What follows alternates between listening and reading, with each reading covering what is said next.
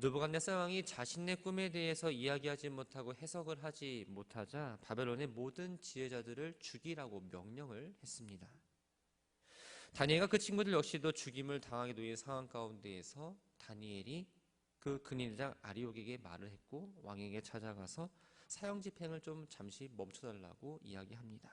그리고 시간을 주시면 자신이 왕의 꿈이 무슨 꿈을 꾸었는지 그 꿈에 대한 해석을 하겠다라고 약속을 하죠. 그리고선 돌아와서는 친구들에게 이 알 수 없는 문제에 대해서 함께 기도하자라고 이야기를 합니다. 하나님으로부터 다니엘은 은밀한 계시를 받은 후에 이 바벨론 제자들을 죽이라는 명령을 받은 이 다시 그 왕의 대장인 아리옥에게 찾아갑니다. 다니엘은 아리옥에게 바벨론 제자를 죽이지 말고 자신을 왕 앞에 인도해 달라라고 이야기를 하죠. 그래서 오늘 본문은 그 이후부터 말씀이 시작이 됩니다. 아리옥이 다니엘을 데리고 왕 앞에 가서 이렇게 아뢰고 있습니다. 25절 말씀을 보면 내가 사로잡혀온 유다 자손 중에서 한 사람을 찾아내었나이다. 그가 그 해석을 왕께 알려드리리이다 하니라. 아리옥이 다니엘을 다니엘이 왔습니다. 벨드사살이 왔습니다 라고 얘기하지 않고 포로로 끌려온 유다 자손이라고 지금 그를 소개합니다. 느부갓네살 왕 입장에서는 사실 아무렇지도 않게 받아들여질 보고가 아니었습니다. 왜냐하면 당시 느부갓네살은 자신이 섬기는 바벨론의 신, 예를 들면 벨이나 마르둑의 도움으로 이 여호와가 지키고 있는 유다를 이겼다라고 생각을 합니다. 당연히 모든 면에서 유다보다는 바벨론이 더 월등하다라고 생각하고 있었고 신 역시도 내가 섬기는 벨이나 마르둑이 하나님보다 높다라고 생각을 했습니다. 그는 정작 자신에게 그 꿈을 알려주겠다, 그 꿈의 비밀이 무엇인지 해석하겠다 온 사람이 바로 유다 사람이었다라는 겁니다. 아력의 보고를 받은 이 느부갓네살 왕이 다니엘을 보고 나서 다시 한번 질문을 하죠. 너가 과연 그 꿈이 무엇인지, 내가 꾼 꿈의 내용이 무엇인지를 정말로 해석할 수 있겠느냐? 이렇게 말했던 건 바로 바벨론 제국에서 뛰어났던 모든 지혜자들, 예를 들면 박수와 술객이나 점쟁이들이나 모두 다 불가능하다고 이야기했었고 또 자신 역시도 이 꿈이 어떤 꿈이라고 미리 어떤 언지를 준 것이 아니었는데 과연 너가 이야기를 할 수 있겠냐라고 다시 한번 질문을 했던 겁니다. 다니엘이 이렇게 말합니다. 27절 말씀을 보면 왕이 물으신 바 은밀한 것은 지혜자나 술객이나 박수나 또는 점쟁이가 능히 왕께 보일 수 없으되 오직 은밀한 것을 나타내신 이는 하늘에 계신 하나님이시라. 다니엘은 바벨론 제국에 있는 아무리 지식이 많은 지혜자라 할지라도 또한 천문을 연구해서 점을 쳐서 미래를 연구하는 사람이라 할지라도 느부갓네살 꿈에 대해서는 그들이 아니라 바로 하나님 한 분만만 이야기해 줄 수 있다라고 확실하게 이야기하고 있습니다. 그러면서 자신이 섬기고 있는 하나님이 그 알려준다고 얘기한 이후에 이번 기회를 통해서 느부갓네살에게 하나님의 존재가 무엇인지에 대해서 알리고자 했던 마음이 컸던 거죠. 그런데 어떻게 보면 좀 무모한 일이기도 합니다. 당시 고대 근동에서 전쟁의 패에 포로로 끌려온 사람이 자신의 신에 대해서 언급한다는 것 자체가 좀 어리석은 일이었기 때문입니다. 앞에서 말씀드린 대로 바벨론 사람들은 바벨론의 신이 유다의 신보다 더 위대하고 강하다라고 생각을 했습니다. 이러한 상황에서 다니엘이 자신이 믿는 신, 즉 하나님을 언급하면서 그분이 하나님께서 느부갓네살의 꿈을 알려주셨다는 그 말 자체가 사실은 위험한 상황을 만들 수도 있었기 때문입니다. 다니엘의 이러한 모습은 진정 하나님을 경외하는 사람의 모습을 보여줍니다. 지금 눈에 보이는 왕이 더 셈에도 불구하고 하나님을 더 두려워하고 있었고 자신이 진술하는 꿈과 그것에 대한 해석을 하나님께서 보여주셨기 때문에 과감하게 담대하게 그 왕을 향해서 이야기할 수 있었던 겁니다. 그러면서 모든 영광을 오직 하나님께만 돌렸던 거죠. 다니엘은 느부갓네살 꾼 꿈의 내용이 무엇인지 또 그 꿈의 의미가 무엇인지를 정확히 알고 있었습니다. 그러면서 먼저 왕에게 왜 하나님께서 이 꿈을 꾸게 해주셨는지 이야기합니다. 28절에 보면 후일이라는 단어가 나옵니다. 이 후일이라는 말은 단순히 마지막을 의미할 수도 있고 역사의 종말을 의미할 수도 있습니다. 근데 본문에서는 바로 이 바벨론이 망한 그 때를 의미합니다. 다니엘은 왕이 받은 그 은밀한 하나님의 그 메시지를 바로 침상에서 머릿속으로 받은 환상이라고 이야기하고 있습니다. 그러면서 느부갓네살이 꾼 꿈에 대해서 상세하게 말하기 전에 그런 꿈을 꾸기 직전의 상황을 이야기하죠. 느부갓네살이 왕에 오른 지 얼마 되지 않았습니다. 그 앞으로 미래가 어떻게 될지 너무나 궁금하기도 했고 잠들기 전에 이러한 저러한 생각이 들었던 겁니다. 그러면서 바로 이러한 상황 가운데 하나님께서 느부갓네살의 그의 미래와 그 나라의 운명에 대해서 미리 말씀해주고 있는 거죠.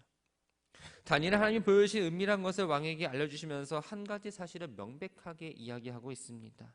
30절 말씀을 보면 자신의 지혜가 낮기 때문이 아니라 오직 하나님께서 그 꿈에 대한 해석을 알려주셨고 그것을 통해 왕이 스스로 알기 원한다라고 말씀하고 있습니다.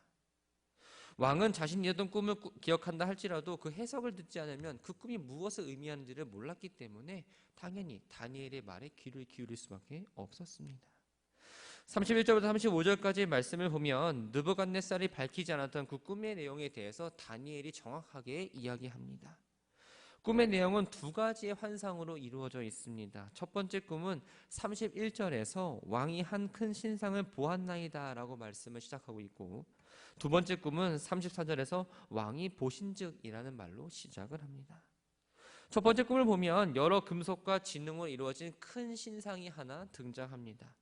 여기서의 신상은 당시 사람들이 섬겼던 어떠한 마르둑의 신, 마르둑이나 베리 같은 어떤 큰 모형의 신상이 아니라 사람의 형상을 모여서 만든 신상을 말합니다. 근데 이 신상이 아주 크고 광채가 매우 찬란하며 모양이 심히 두렵다라고 본문에서 묘사를 하고 있죠.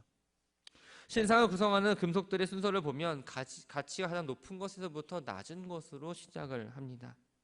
신상의 머리는 금으로 되어 있고 가슴과 두 팔은 은으로 되어 있습니다. 배와 넓적다리는 노스로, 또한 종아리는 쇠로, 발은 새와 진흥을 섞어서 만들어 놓았습니다. 이것은 후에 내 나라와 느부갓네살 왕을 상징하는 해석이 됩니다. 두 번째 환상을 보면 신상이 파괴되는 과정을 보여줍니다. 파괴되는 방식을 보면 34절에 손대지 아니한 돌이라는 말로 시작을 해서 새와 진흥으로 이루어진 발을 쳐서 신상을 먼저 무너뜨립니다. 34절에 이 손대지 아니했다라는 말은 인간이 손이 아니라 전적으로 하나님의 힘으로 이루어졌다라는 것을 의미합니다. 먼저 부서졌던 것을 보면 새와 진흥으로 이루어졌던 가장 약한 부분부터 공격하기 시작을 합니다. 그리고 새와 놋과 은과 금과 차례대로 하나하나 부서져서 흔적도 없이 사라지는데 이 부서진 신상이 세상에서 완전히 잊혀졌지만 그 친돌은 태산을 이룰 만큼 많아지게 된다라고 이야기합니다. 이 말은 이 예수 그리스도의 등장으로 구속사역이 이루어지고 수많은 사람들이 하나님께로 돌아와서 하나님 나라를 이룰 거다라는 것을 예언하고 있습니다. 37절부터 45절까지의 말씀을 보면 느부갓네살의 꾼 꿈에 대한 다니엘의 해석을 기록을 합니다. 37절 말씀을 먼저 보면 왕이여 왕은 여러 왕들 중에 왕이시니라. 하늘의 하나님이 나라와 권세와 능력과 영광을 왕에게 주셨다라고 말합니다. 여기서 여러 왕들 중에 왕이란 말은 세상에 존재하는 왕들 가운데에서도 가장 높은 왕을 말합니다. 당시 바벨론이 가장 힘이 셌기 때문에 이렇게 표현을 했던 거죠. 다니엘은 느부갓네살이 누리고 있는 지금 대제국으로서의 황제의 자리와 또한 권세와 영광과 능력이 모두 자신의 어떠한 능력을 통해서 얻어진 것이 아니라 하나님께서 그에게 주셨다라고 분명하게 말하고 있습니다. 하나님께서 느부갓네살에게 맡긴 통치 대상은 무엇일까요? 지상에 존재하는 사람들뿐만 아니라 들짐승과 공중의 새들입니다. 즉 모든 것들을 하나님께서 느부갓네살 왕에게 맡기셨다라는 걸 말하고 있죠. 다니엘은 신상의 금머리가 바로 느부갓네살 왕을 상징한다고 말합니다. 이어서 나머지 새 금속들이 무엇인지에 대해서 이야기하고 있습니다. 39절에 보면 왕을 뒤이어 왕보다 못한 나라들이 일어날 것이다 라고 말합니다. 바벨론이 망했습니다. 그 다음에 등장하는 제국이 바로 바사 제국입니다. 그런데 영토의 크기나 민족 수 그리고 왕실이 누린 영화들을 보면 이 바벨론이나 메대와 바사 제국이 누린 것과 별 차이는 없습니다. 그런데도 불구하고 왜 후자가 전자보다 못하다라고 본문에서는 이야기하고 있을까요? 32절에 보면 언급된 재료에 분명한 차이가 있습니다. 자, 느부갓네살은 금이라 표현했고 그 뒤에 나온 나라는 은이라 표현합니다.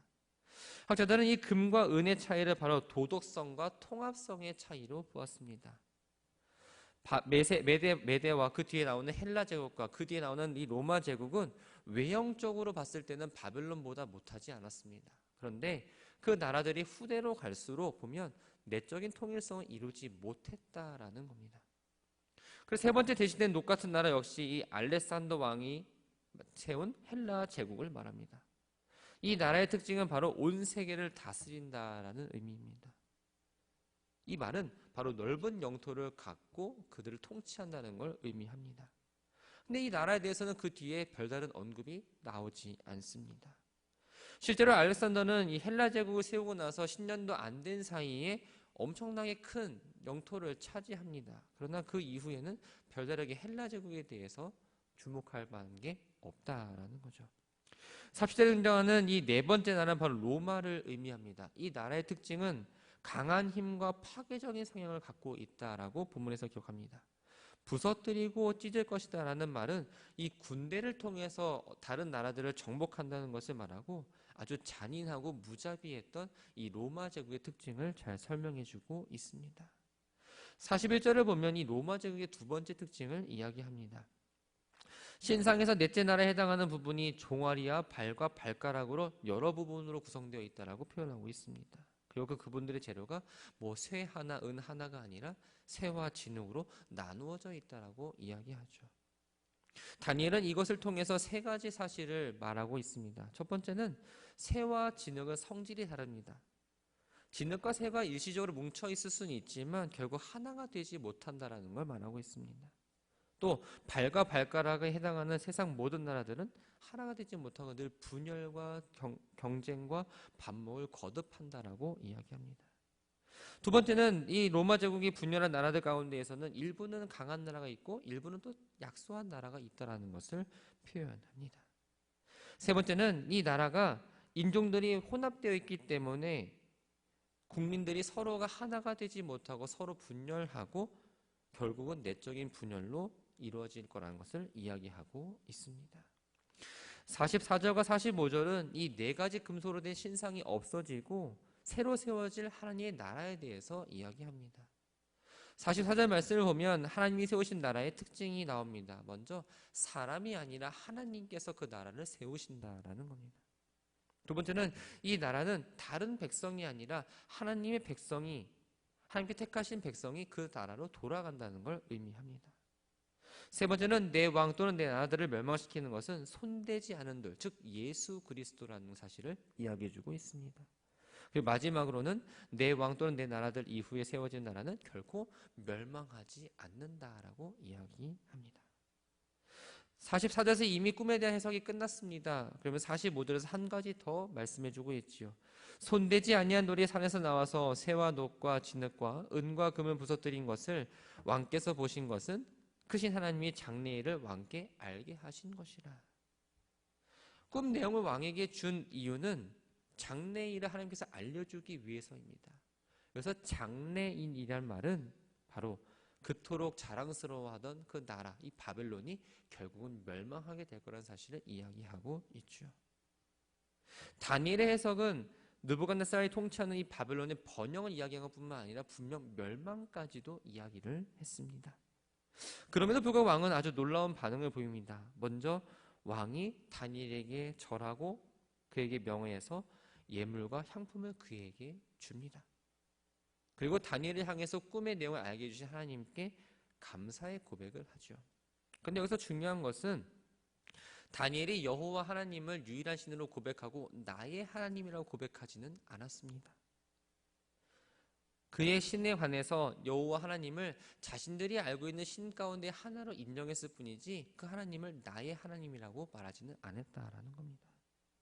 마지막으로 느부갓네살 왕은 자신의 꿈의 내용을 알게 해준 이 다니엘을 높은 관직에 세우고 또 다니엘의 요청에 의해서 그의 친구들 역시도 지방의 관리로서 부여받고 오늘의 본문을 마무리합니다. 주신 말씀을 다시 한번 살펴보면 하나님께서 느부갓네살에게 꿈을 꾸게 하시고 다니엘을 통해서 꿈을 해석하게 하신 건 분명한 목적이 있었습니다. 그것은 하나님이 이 세상의 주인이시고 이 세상을 다스리시고 모든 것 가운데에는 다 하나님의 섭리 가운데 이루어진다는 것을 이야기하기 위해서였습니다. 하나님은 이 사실을 당시 자신이 세상에 주고 세상을 다스리는 사람이라고 생각했던 이 느부갓네살에게 분명히 말하고 느부갓네살 스스로가 하나님께서 위대하시라는 것을 인정하기를 원하셨던 겁니다. 우리는 하나님 믿는 성도라는 자리에 서 있습니다. 우리는 먼저 하나님이 창조주 하나님, 구원자 되신 하나님, 세상을 이끌어 가신 하나님이라는 사실을 기억해야 됩니다. 사도신경을 통해서 우리는 분명하게 고백하고 있습니다. 우리가 늘 고백을 하지만 정말 우리의 삶 가운데서는 하나님이 창조주라는 사실을 늘 잊고 살아갑니다. 구원자라는 사실 또한도 잊고 살아간다는 거죠. 입으로는 주권자가 되신다고 하지만 우리가 삶을 살아가게 되면 내 주인은 누구입니까? 하나님의 뜻과는 반대로 열심히 살아가다가 주일에 오면 하나님이 주님이시다 고백하고 다시 또 교회 밖을 나가면 다시 주인은 내가 되어 버립니다. 종은 주인의 뜻을 따릅니다. 아직 성장하지 못한 어린아이들은 부모님의 말씀을 따라서 교육을 받고 살아갑니다. 하나님의 종인 우리는 당연히 하나님의 뜻을 따라야 합니다. 하나님의 자녀인 우리 역시도 하나님의 말씀에 순종하며 살아가야 합니다. 한 사람 한 사람 향한 계획이 분명히 다릅니다. 우리나라에 수많은 교회들이 있지만 각 교회만 하나님께서 주시는 비전 또한 다를 겁니다. 그 계획을 알고 살아가려면 그 뜻을 알고 있는 주님 앞에 나와서 기도하고 그 뜻을 순종하며 살아가는 것이 우리들의 역할이라는 거죠. 그리고 더 나아가서 그 말씀의 뜻을 알고 하나님의 사랑을 알았다면 말씀으로, 입술로, 또는 여러분의 삶으로 하나님을 고백하며 인정하며 나아가야 합니다. 바라기는 여러분의 삶의 주인이 누구인지를 다시 한번 아셨으면 좋겠습니다. 오늘 주어진 이 하루 역시도 하나님이 나에게 주신 선물이다. 이 선물을 나는 포장을 열고 귀히 살아가고 신실하게, 진실하게 또 거룩하게 말씀대로 살아가겠다는 그 다짐을 하시면서 오늘 하루를 출발하셨으면 좋겠습니다. 그래서 그 믿음을 바탕으로 하나님께 더욱 한 걸음 더 나아가시고 맡겨진 역할들을 잘 감당하는, 그래서 오늘 하루를 마무리할 때에 기쁨과 감사로 채워지는 모든 한날이 되기를 주님의 이름으로 축원합니다.